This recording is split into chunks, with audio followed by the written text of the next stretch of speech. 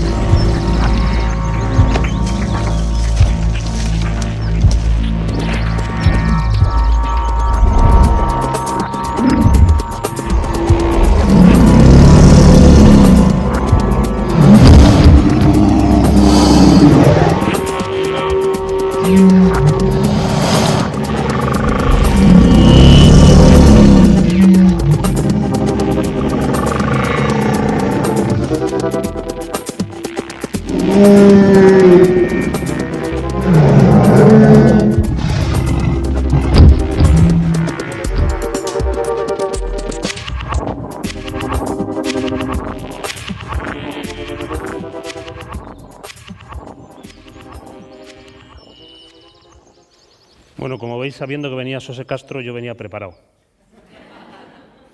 Y entonces vamos ya ahora a mi ponencia. Esto lo he montado ahí rápidamente, que me pidieron que hablara de Internet, de máquinas, de personas, y voy a hablar sobre todo de máquinas. Y voy a hablar también justamente un poco con relación al título, con relación a este... Un segundito, que no es culpa vuestra, que esta vez es mía, que tengo que parar el Vimeo, que si no esto sigue hasta ahí.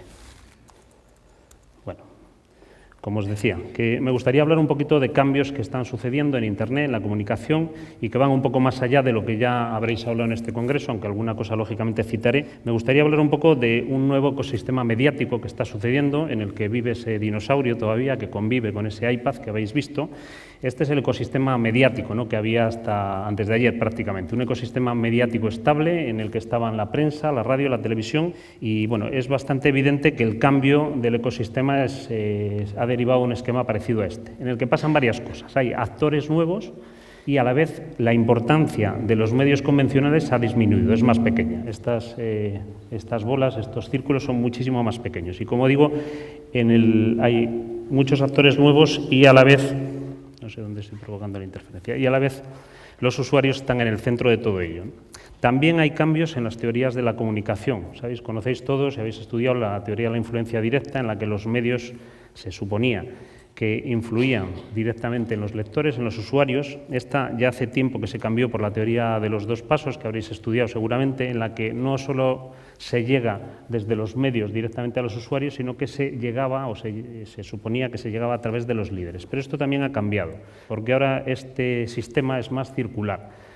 La llegada a los usuarios puede producirse desde cualquier punto. Puede ser el líder el que la active, pueden ser las redes sociales las que la activen, las redes sociales actúan sobre los medios, los líderes actúan sobre los medios. O sea, se ha convertido en un proceso circular en el que, si uno quiere comunicar, puede activar cualquiera de estas partes para llegar a la comunicación, a los usuarios, al público, ¿no? Bueno, yo creo que estos son un poco evidentes, pero me parece bien recordarlo, este cambio. También hay algunos detalles de la comunicación o de la evolución de la comunicación hacia una mayor presencia de lo visual.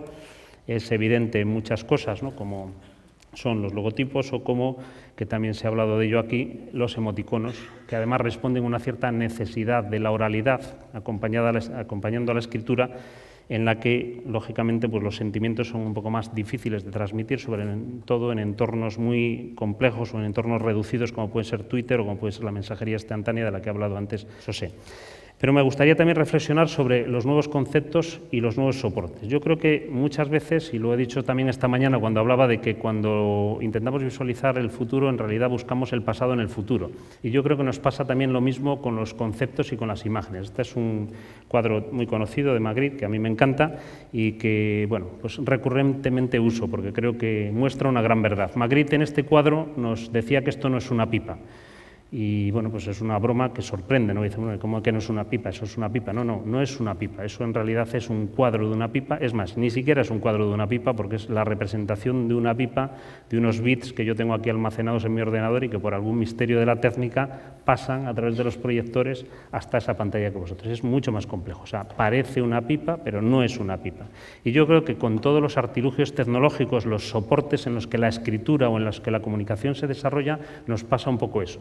Se nos asemejan a viejos mundos, se nos asemejan a viejos aparatos y los tratamos como tal. Y como también esta mañana lo he citado de refilón, a lo largo de la historia de la tecnología también de los soportes en los que desarrollamos la escritura y la comunicación ha variado, ¿no? De estos rollos que, bueno, pues fueron un avance, por supuesto, se pasó a los libros, ¿no?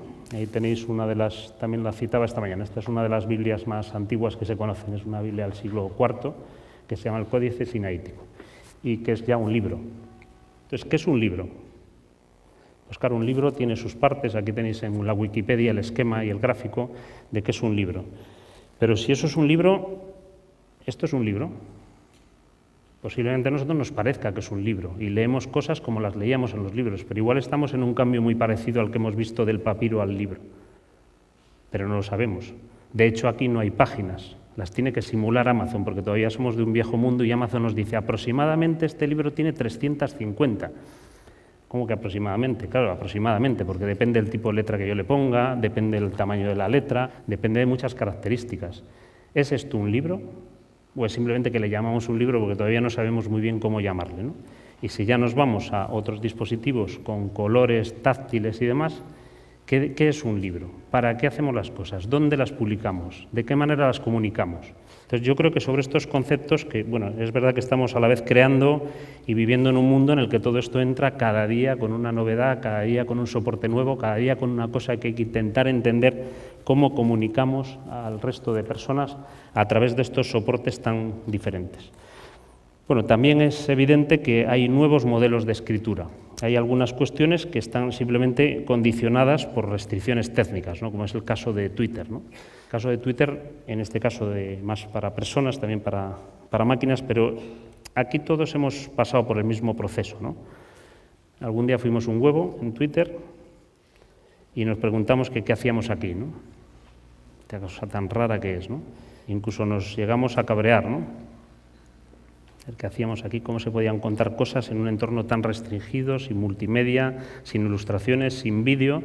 Bueno, y poco a poco pues vamos descubriendo, para empezar, que la escritura es la base de todo y que la escritura es la base de Twitter, por supuesto, también, pero que poquito a poco, incluso en un entorno tan restringido, podemos hacer pequeñas cositas con imaginación, podemos romper un poco las barreras de lo restrictivo de ese medio, a pesar de que lo es, ¿no? Podemos hacer que ese teléfono casi suene, podemos contar una historia de amor universal, hacerla un poquito más compleja, o incluso hacer cosas que parecen imposibles. Bueno, no ha quedado muy bien el subrayado, pero bueno, es que a mí me gusta intentar demostrar que lo que dicen que es imposible es posible, ¿no? De subrayar en Twitter también es posible. ¿Por qué cuento esto? Porque me parece que son entornos restrictivos en los que podemos trabajar nuestra comunicación intentando ver dónde están las reglas, dónde están los límites, cómo saltárnoslos, cómo encontrar nuevos modelos de comunicación o nuevas formas de comunicación, incluso en los sitios más difíciles. Es mucho más difícil esto, o tan difícil como hacer vídeos de la complejidad que tenía el del dinosaurio que hemos visto, pero también yo creo que aquí tenemos todos que trabajar con imaginación en romper estas barreras. Bueno, y vamos un poco al objeto de esta charla final, que era el tema de los periodistas, los lectores, las máquinas, los seres humanos, los algoritmos e Internet. En el pasado había en el proceso de comunicación dos actores, ¿no?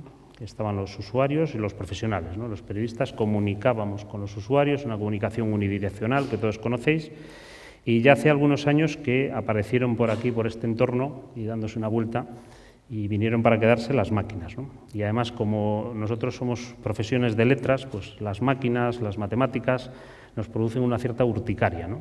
Porque parecen el enemigo y nos recuerdan aquello que abandonamos en el BUP o similares por hacer cosas de letras, ¿no? Porque la matemática era complicada y no os digo ya nada las integrales y demás, ¿no? Que venían por delante.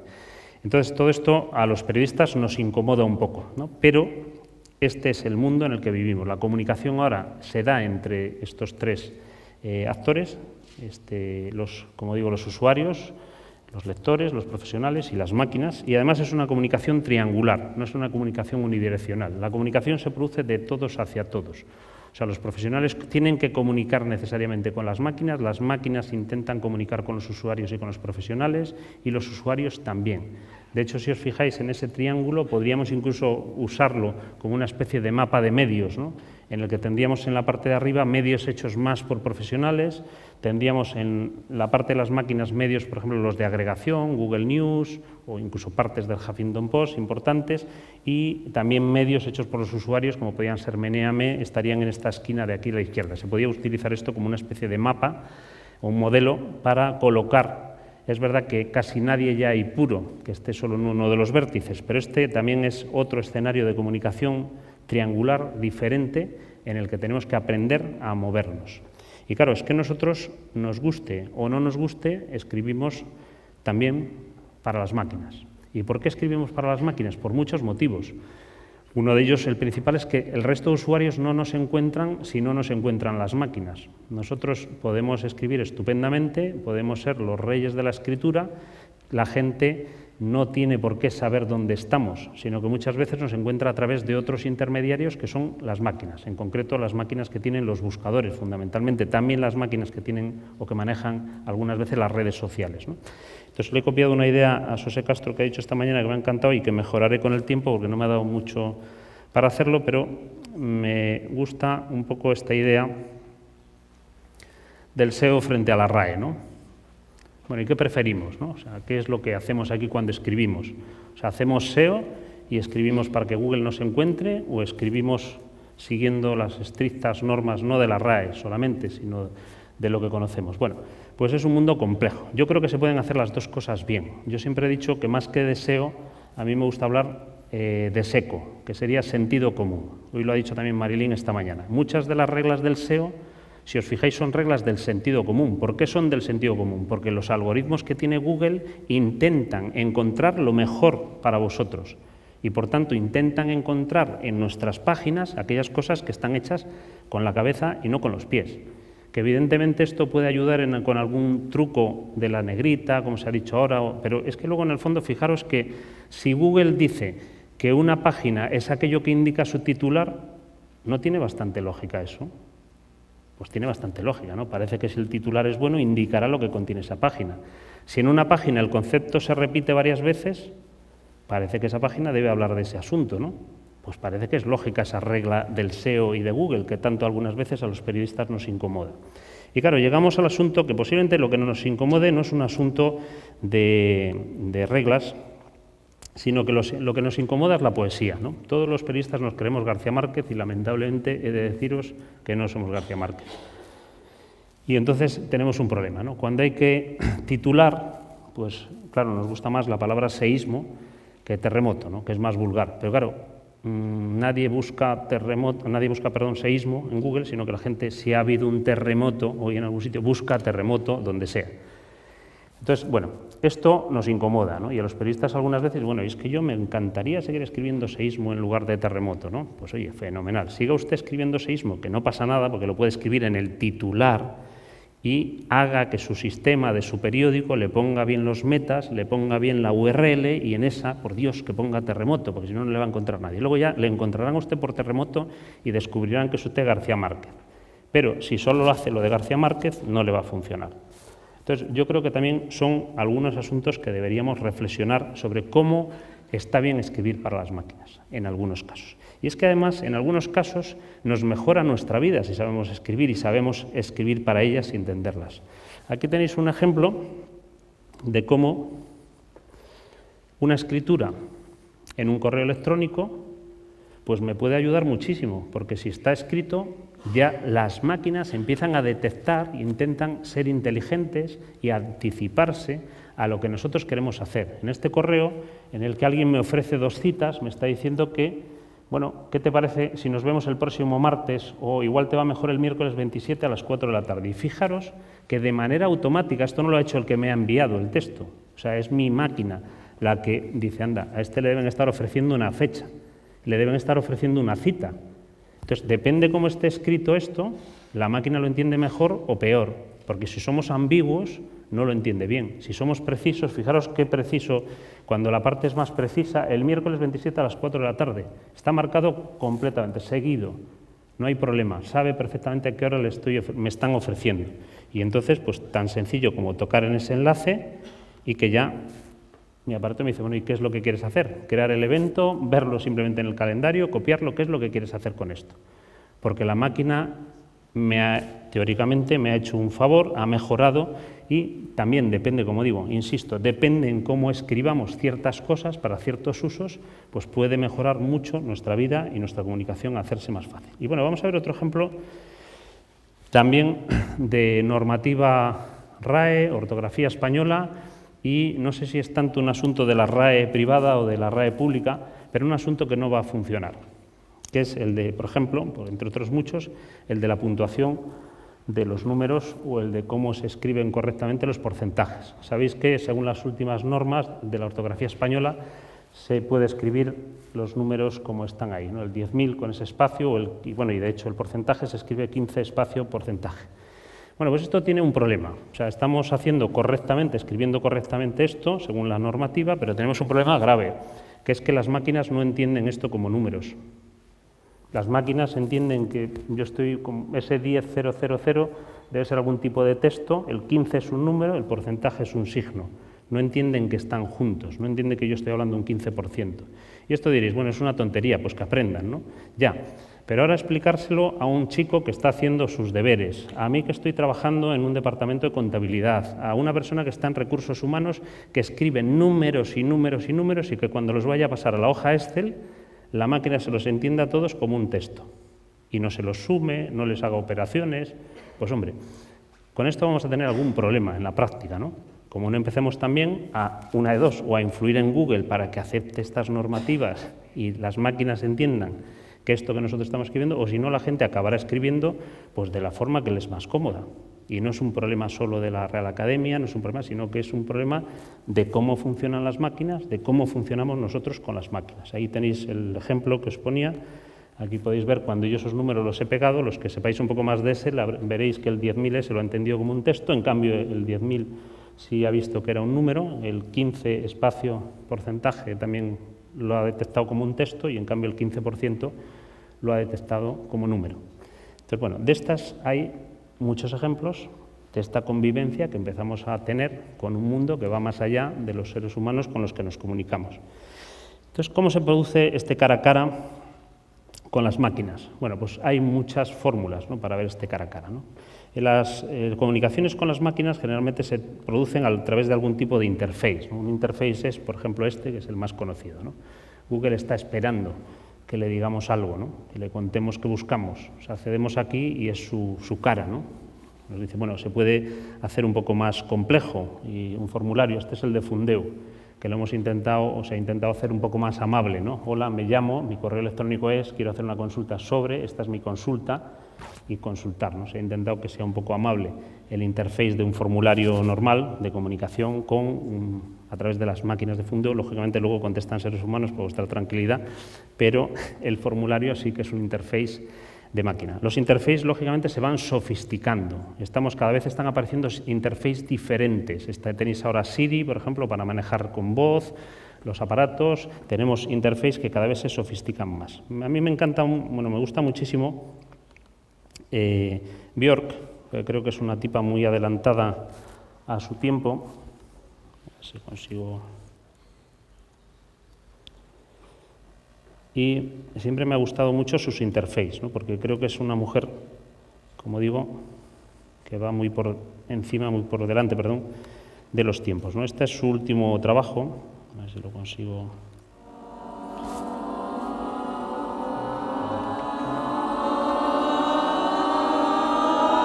Bueno, Björk ha desarrollado un interface, es para una app, todo su disco es una app en realidad.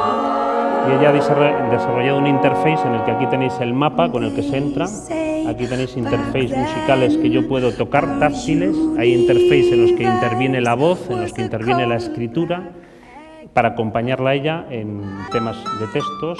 Aquí este collar, esta especie de collar musical, es un collar táctil que en el iPad, en las estructuras del iPad se toca, pero el propio iPad tiene movimientos cinéticos, o sea, su interface con esa máquina, y para producir esta música a medias, entre comillas, con Björk, pues hay muchísimas cosas que van más allá ya de la voz y que incorporan lo táctil, que incorporan la escritura, que incorporan, bueno, muchísimos elementos, ¿no? Y como digo, incluso el propio interface básico, esto que veis aquí se hace con los dedos, esas líneas, y vas tocando música con Björk, ¿no?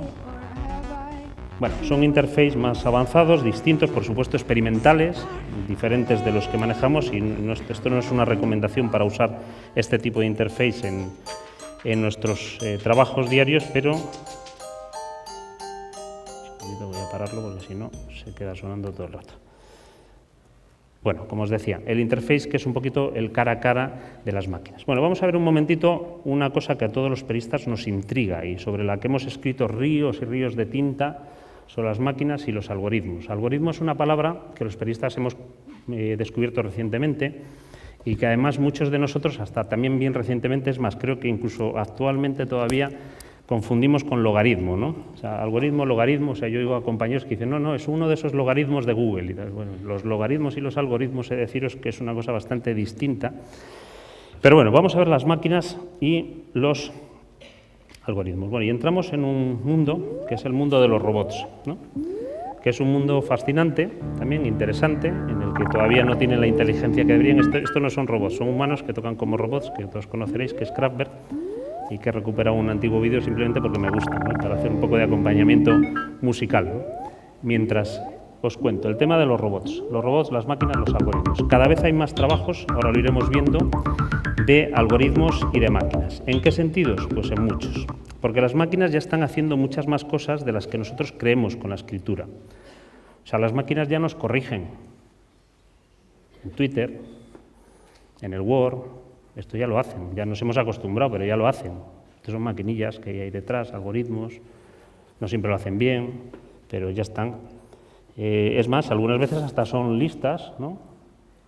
Nos aconsejan. Es más, ponen la recomendación de Fundeu la primera, o sea, se ve que Google ahí ha sido listo y ha visto que, bueno, pues oiga, no, usted no querría decir trasplante y esa N, ¿dónde está usted con esa N? Porque nos aconsejan, porque nos dicen cosas. Por supuesto, como ha explicado muy bien José, y yo aquí no voy a abundar más, hay veces que tienen vida propia, cierto es, ¿no? Hay veces que tienen vida propia y te encuentras con sorpresas de todo tipo. Siento que no sea la más afortunada y eran mejores los ejemplos de José, pero bueno, este también puede suceder, ¿no? Y las máquinas también están incluso en la traducción, no muy buena posiblemente, pero algunas veces con resultados sorprendentes, ¿no? Esta es una de las primeras de realidad aumentada, que lo que permite es a través del iPhone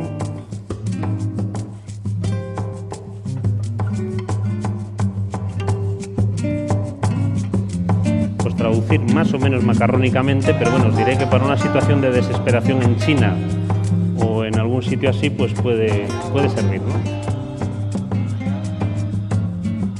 Y lo hace de manera bastante eficaz, ¿no?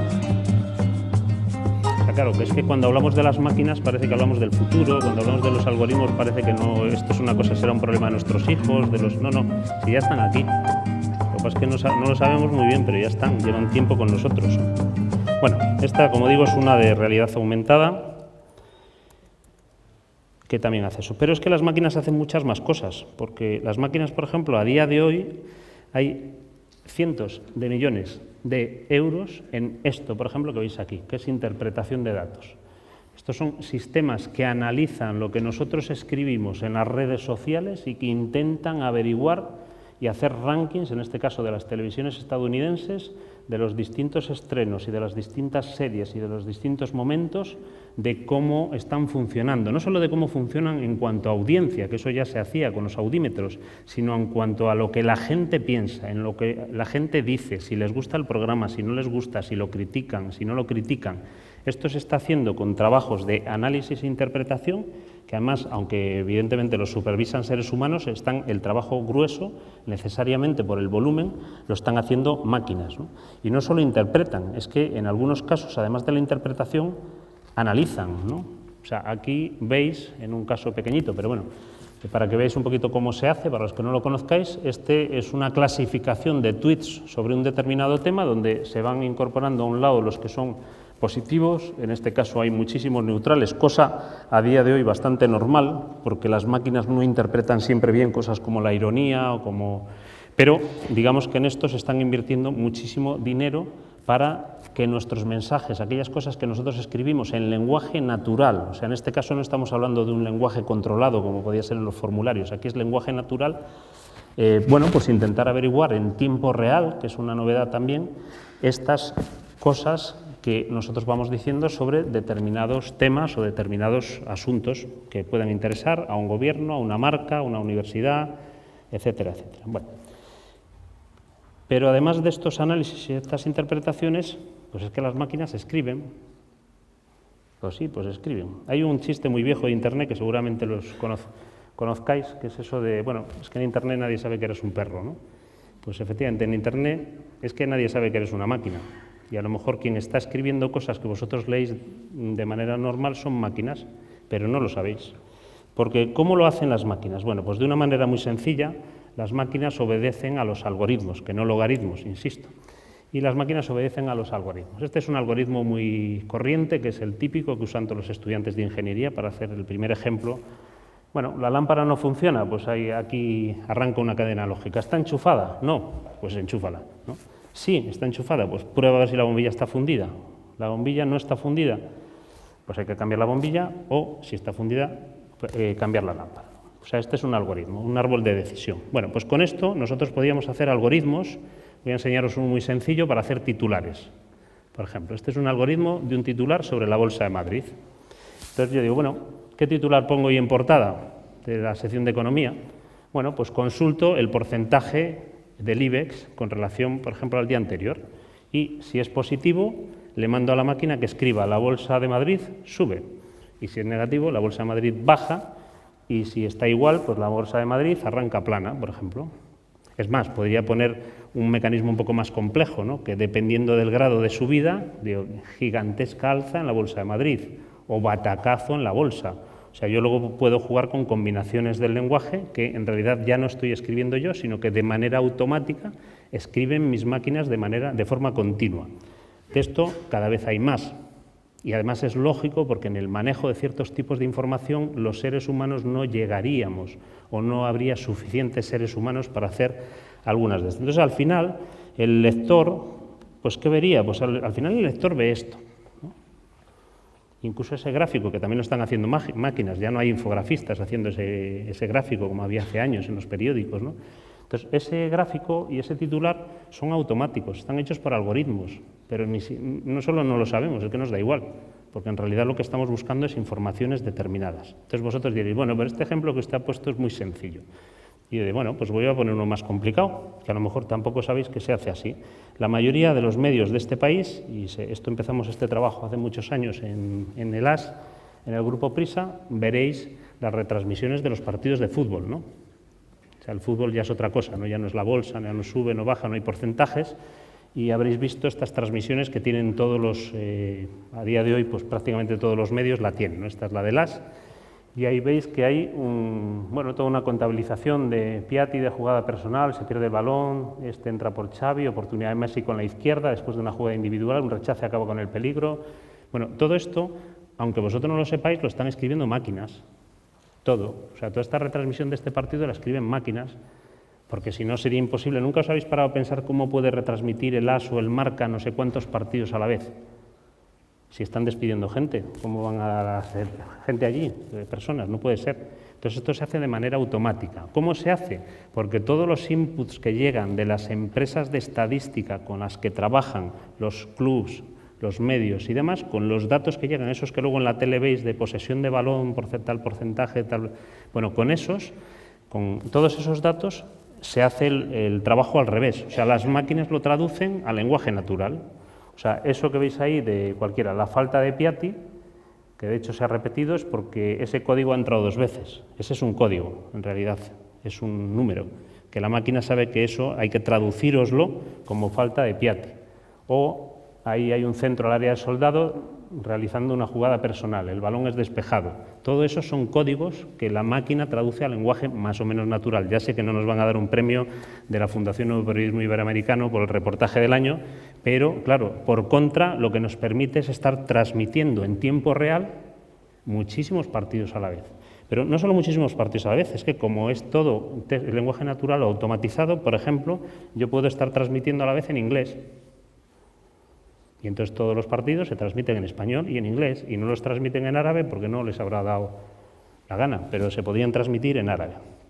Y claro, cuando la gente habla de éxitos, y yo hoy me toca hablar de las máquinas y no de las personas, que también se podía hablar, pues a lo mejor nos podemos fijar en cosas como esta, ¿no?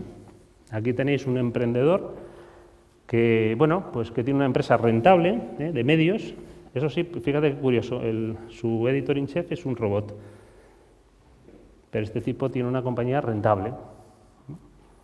Que tiene, pues nada, una serie de elementos y de mecanismos que con máquinas maneja todo esto. Y esto no penséis solo que pasa en Estados Unidos, o sea, de cuando en cuando, eso sí, un poco por la parte de atrás, aparecen en nuestras... aquí tenéis un experimento que empezó a hacer StatSeed y que con el Guardian, con Forbes, incluso con algunos grupos de media muy importantes, pues están escribiendo cosas ya bastante más complejas que lo que hemos visto ahora, están escribiendo incluso informes empresariales que escriben máquinas. Bueno, esto, yo como os digo, pues no estamos hablando de ciencia ficción, la ciencia ficción es que vaya mejorando, pero las máquinas, he de deciros que, aunque, claro, yo creo que algunas veces nosotros estamos esperando los robots, nos imaginemos a los de Star Wars, ¿no?, en las redacciones, o a los replicantes de Blade Runner, ¿no? Claro, no es así, ¿no? O sea, no funciona así. Es un poco lo que vuelvo a insistir en esa idea de cómo nos imaginamos las cosas. Las cosas no son siempre con esa imagen que nosotros tenemos, pueden ser de otra manera. Los robots están instalados en los medios de comunicación, en la comunicación. Hay muchas cosas que solo se pueden hacer hoy día con robots y con máquinas, ya hoy día, y es así. Bueno, y me gustaría ya acabar con un par de cosas, que es hablar, porque claro, si no se habla hoy día de, igual que hace unos años se hablaba de community management, y si no hablabas de esto, pues no estabas de moda, o de Twitter, pero ahora hay que hablar de Big Data. Si no hablas de Big Data, tampoco estás a la moda, ¿no? Entonces hay que hablar un poco de Big Data. ¿Y qué tiene que ver el Big Data con el lenguaje? Bueno, pues tiene muchísimo que ver, porque con Big Data se empiezan a poder hacer trabajos, este es uno de Google,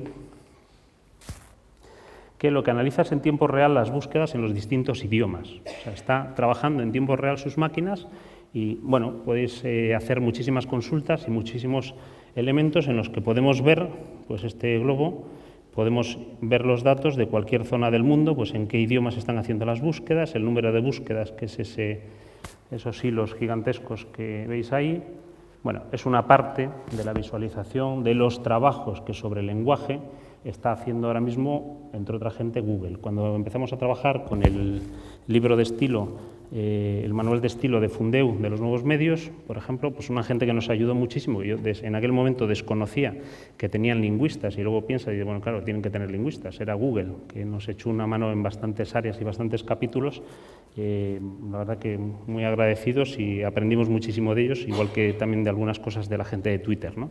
Pero bueno, esto simplemente no me voy a enrollar mucho más porque creo que voy de tiempo más o menos bien, acabando, y acabo en un segundo. Como os decía, con esta tendencia, resaltaros esta tendencia también del análisis de datos en tiempo real, análisis de grandes bases de datos en tiempo real, tiene que ver con lo que os he contado antes también de los análisis del lenguaje natural de las cosas que opinamos a través de redes sociales o de las cosas que se publican en los medios. Y, como os digo, me gustaría acabar, porque ya que estamos hablando tanto de máquinas y esto es tan frío, pues acabar con un poema, ¿no? Por cambiar un poco. Y este poema, pues es un poema que, eso sí, pues es un poema que o que recita una máquina que, para los que conozcáis Blade Runner, pues sabéis perfectamente a qué momento de la película me refiero. I've seen things You people wouldn't believe. Attack ships on fire off the shoulder of Orion. I watched sea beams glitter in the dark near the 10-house gate.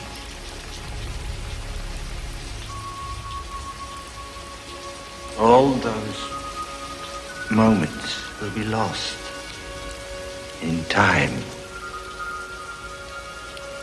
Like tears in rain. Time to die.